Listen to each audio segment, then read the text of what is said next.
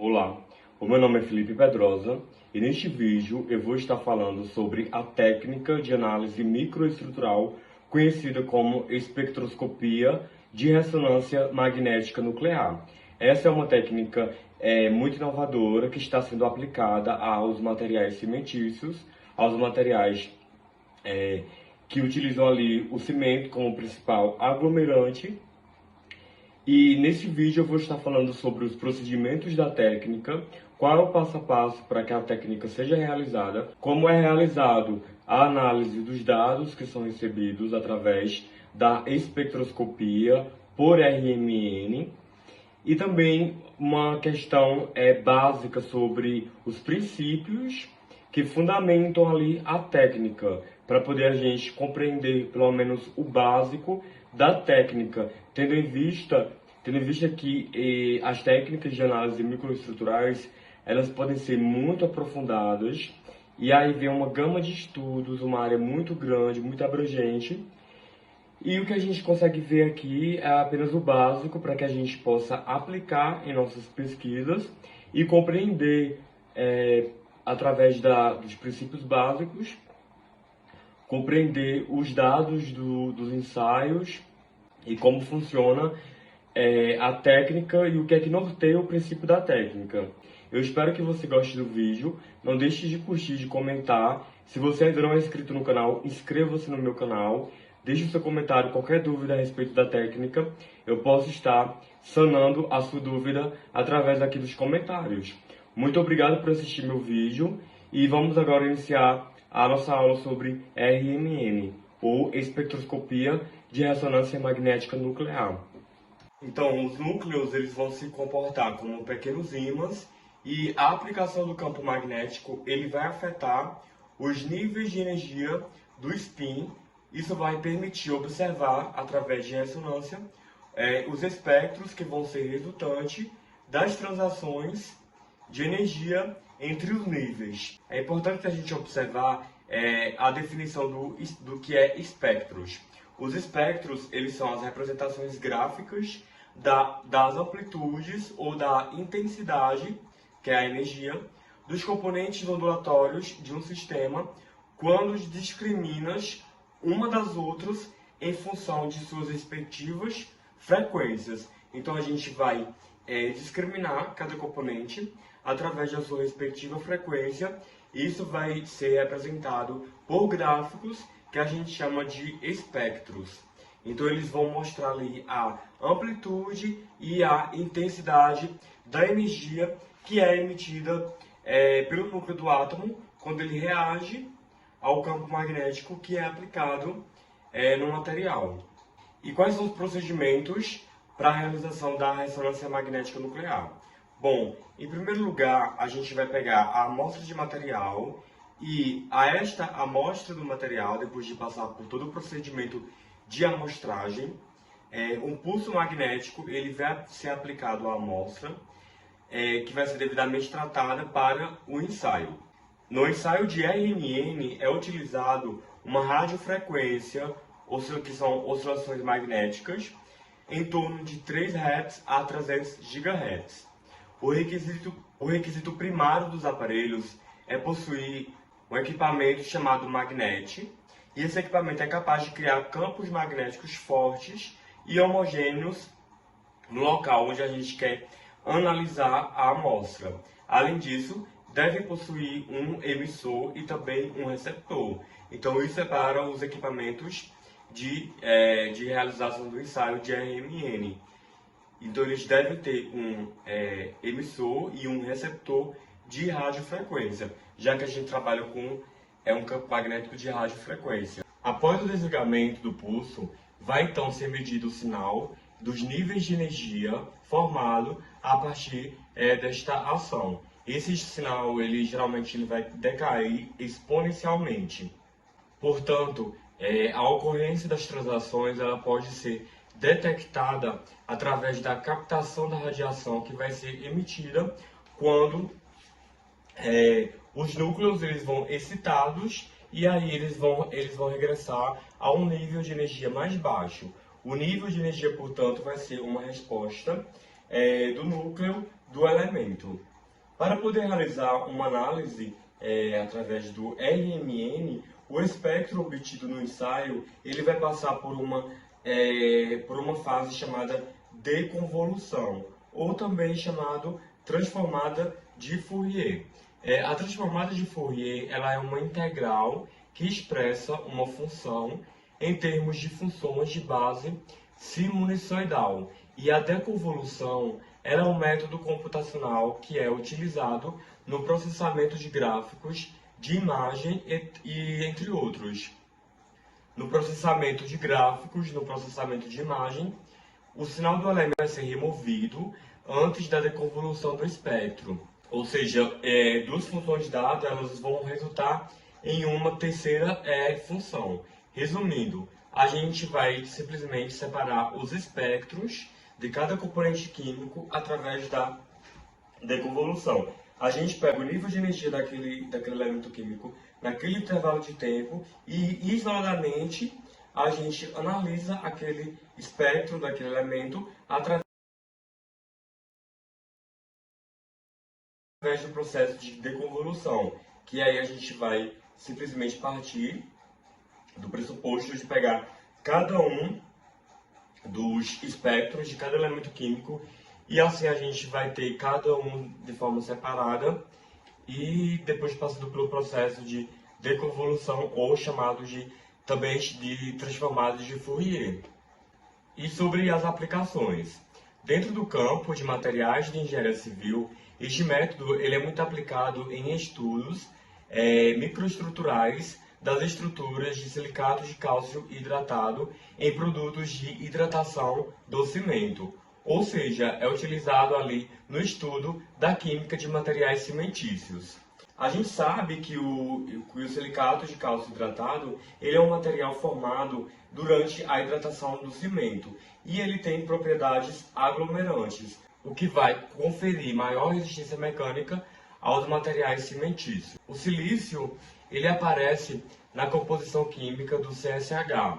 Lembrando que o cimento Portland ele é um material constituído por calcário, alumínio e sílica, encontrados na argila. E na ressonância magnética nuclear, o que a gente vai analisar nada mais é do que o silício, né, que está presente ali no CSH. Então, com a técnica de RMN, é possível a gente estudar a estrutura molecular das cadeias de silicatos de cálcio hidratado.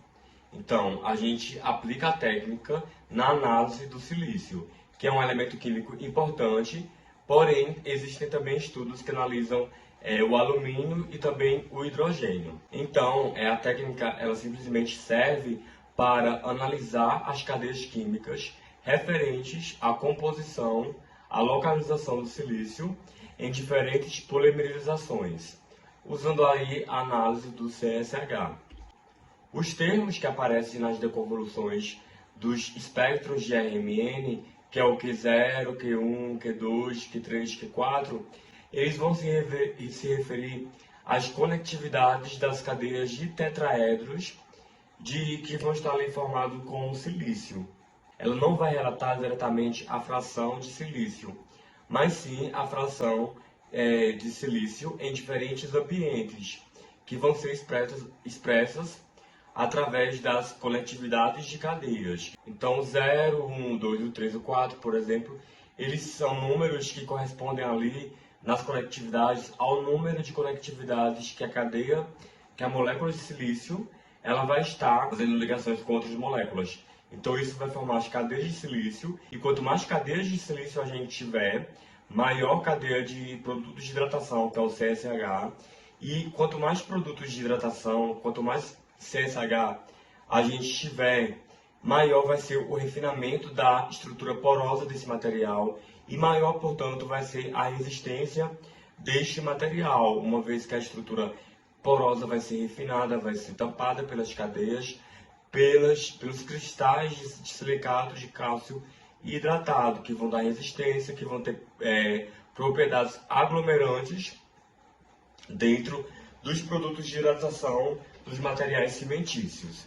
E como eu falei, a gente tem os tetraedros. Por exemplo, a gente tem o tetraedro Q0, que é um tetraedro isolado. Ele vai aparecer no gráfico de RMN com um pico em torno de menos 71 partes por milhão. Já o Q1, a gente conhece ele como tetraedro de extremidade de grupo, ou seja, ele vai estar fazendo ligação apenas com uma cadeia de silicato.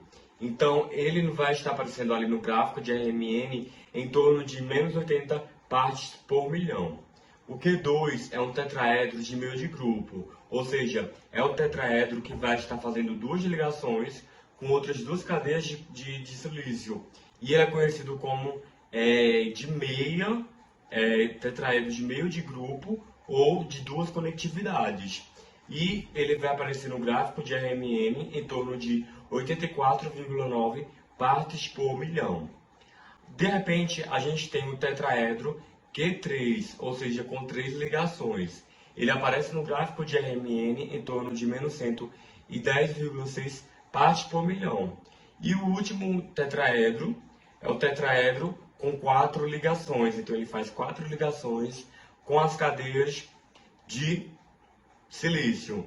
E ele vai aparecer no gráfico de ressonância magnética nuclear em torno de 107,2 partes por milhão. É importante a gente ter ideia de onde vai aparecer cada um das conectividades, porque a gente vai ter os espectros que vão vir do ensaio de RMN, e a gente tem que fazer o processo de deconvolução ou de transformada de Fourier para a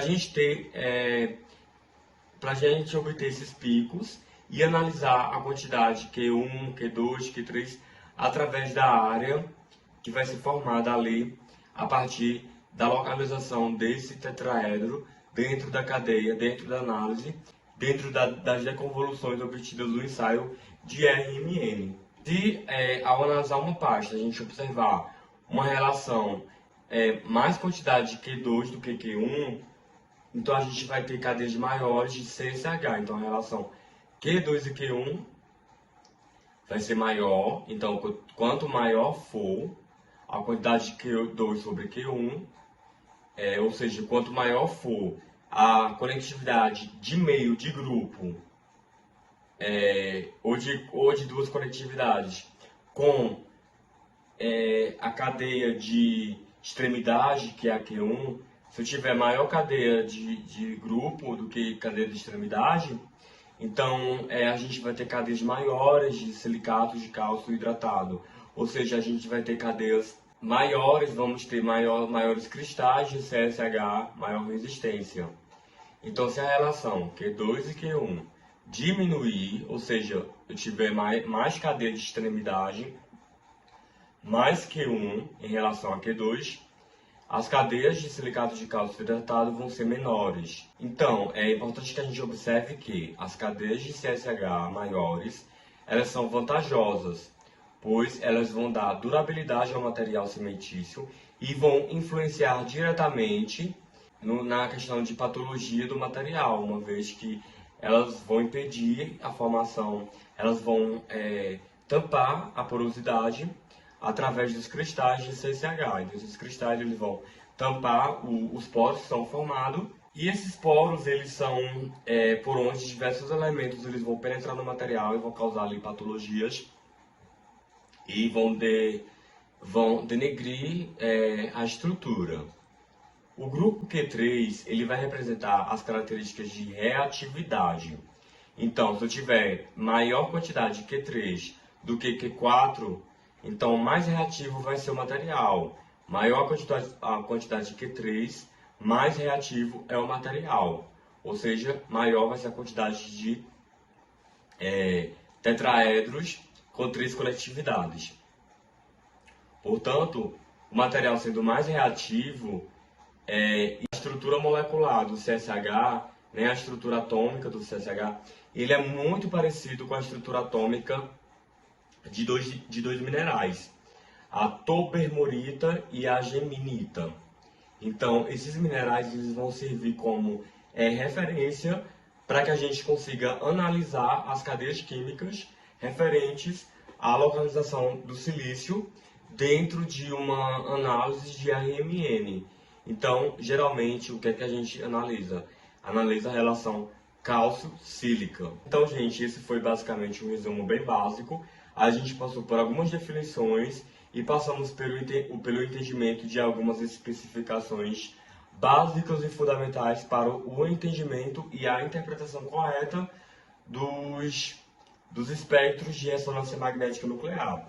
Basicamente, é isso o vídeo. Eu espero que você tenha gostado. Não deixe de curtir, de comentar